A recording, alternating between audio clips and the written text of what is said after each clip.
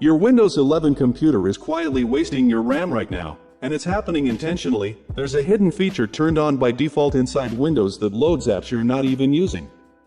It uses up your memory in the background without any notice. Clicking clear memory only solves it temporarily. Today I'm going to show you the lasting solution to stop Windows from consuming your RAM for good.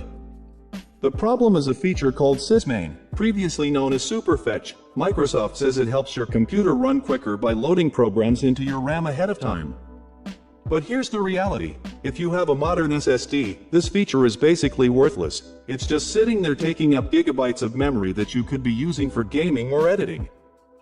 Alright, let's turn it off right now. Start by pressing the Windows key plus R to open the Run dialog. Type in services.mse and press Enter. This opens the settings panel for all Windows background features. Scroll down until you find SysMain.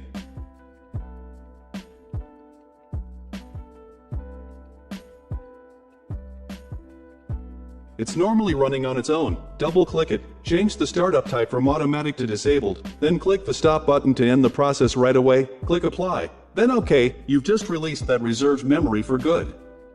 But we're not finished. Windows 11 has another hidden RAM consumer, Widgets.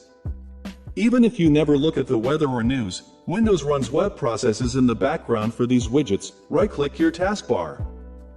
Go to Taskbar Settings and turn Widgets off. This prevents those hidden browser processes from starting. Restart your computer and check your task manager. You should notice a major decrease in idle RAM usage. If this improved your computer's speed, hit that like button so I know to create more Windows 11 optimization tutorials.